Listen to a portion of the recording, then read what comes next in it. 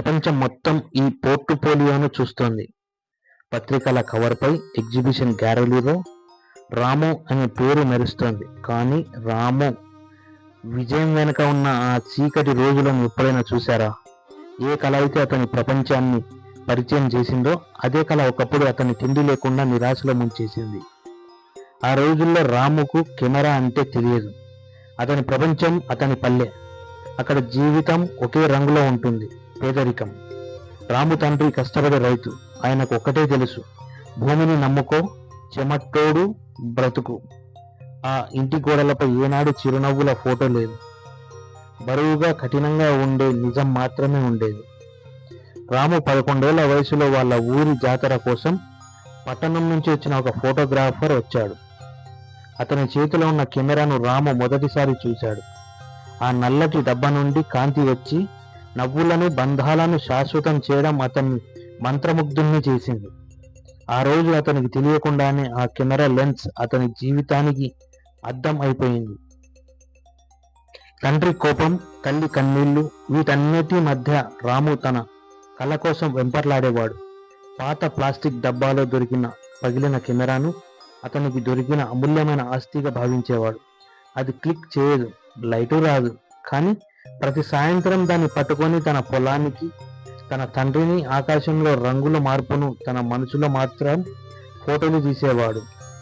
17 ఏళ్ల వయసులో రాము ఆ కెమెరా డబ్బాను గుండె నిండా ఆశను పట్టుకొని పట్టణం చేరాడు.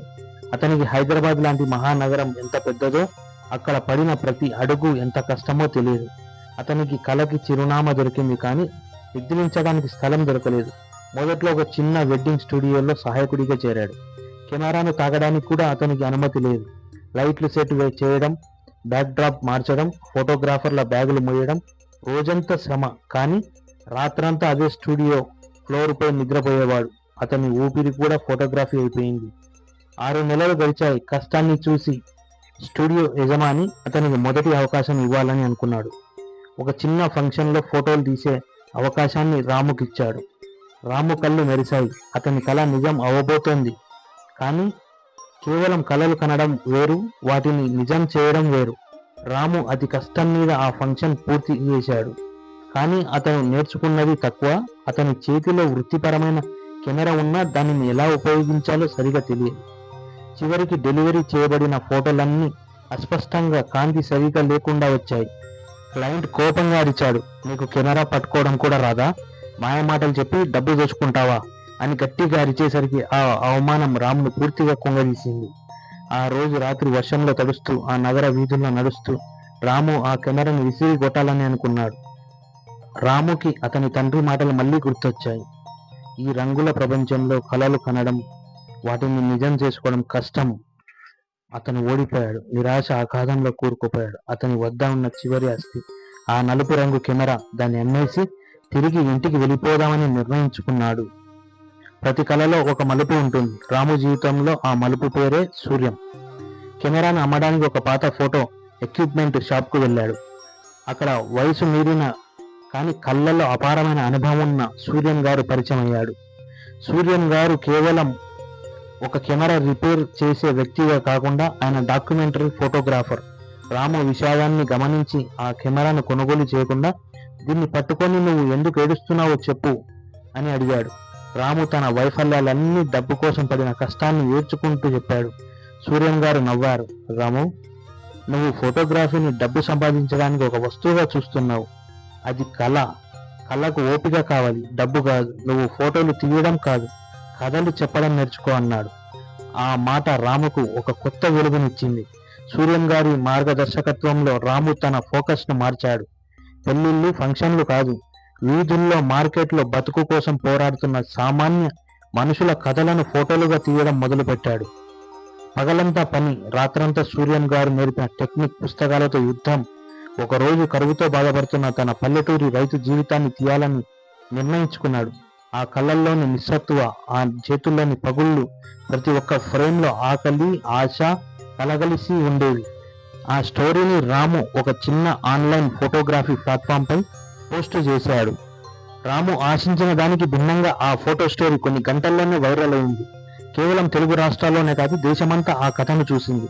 ది సైలెంట్ క్రై, మౌన రోదన అనే పేరుతో ఆ స్టోరీ కొన్ని అంతర్జాతీయ మ్యాగజైన్ల దృష్టిని ఆకర్షించింది.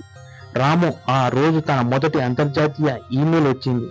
దాన్ని చూసినప్పుడు ఆనందంతో అతని కళ్ళు చెమర్చాయి. ఆ ఒక్క స్టోరీ రాము జీవితాన్ని మార్చింది. అతనికి పెద్ద ప్రాజెక్టులు వచ్చాయి, డబ్బు వచ్చింది, కానీ అతను మారలేదు. తను సంపాదించిన మొదటి పెద్ద మొత్తంతో ఒక పాత కెమెరాను కొని దానిని సూర్యం గారికి బహుమతిగా ఇచ్చాడు. ఆ తర్వాత తన ఊరికి తిరిగి వచ్చి అక్కడ యువతకు ఉచితంగా ఫోటోగ్రఫీ నేర్పించడానికి ఒక చిన్న షాపుని ఏర్పాటు చేశాడు. అతను పెద్ద ఫోటోగ్రాఫర్ అయ్యాడు, కానీ అంతకంటే ముందు ఒక గొప్ప గురువు అయ్యాడు. రాము ప్రతిరోజు తన స్టూడియోలో ఒక ఫోటోని ఎంతో జాగ్రత్తగా చూసుకుంటాడు. అది రాము వాళ్ళ నాన్న ఫోటో. పొలంలో కూర్చొని ఆకాశం వైపు చూస్తున్న ఆ ఫోటోను తన మొదటి అంతర్జాతీయ ప్రదర్శనలో ప్రధానంగా ప్రదర్శించాడు.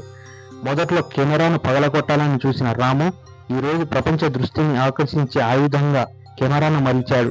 రాము కథ మనకు చెప్పేది ఒకటే: మన కళలు పెద్దదైతే మన సమస్యలు చిన్నవిగా కనబడతాయి. మీ వద్ద ఉన్న వనరులు కాదు ముఖ్యం, మీ కళ్ళలో ఉన్న నిప్పు, మీ గుండెలో ఉన్న ధైర్యం ముఖ్యం. మనం కూడా రాములాగే కళలు కన్నాం, ఎందుకంటే ఆ కళలు మాత్రమే మనల్ని కొత్త ప్రయాణంలోకి నడిపిస్తాయి. ఈ కథ మీకు ఎలా అనిపించిందో దయచేసి కామెంట్ ద్వారా తెలియజేయండి. మా వీడియో కనుక మీకు నచ్చితే లైక్ చేయండి, షేర్ చేయండి. మా వీడియోస్ మీకు కనుక నచ్చినట్లయితే దయచేసి సబ్స్క్రైబ్ చేసుకోండి. ఇలాంటి మరిన్ని వీడియోస్ మీ ముందుకు తీసుకొస్తుంటాం. Thank you for watching.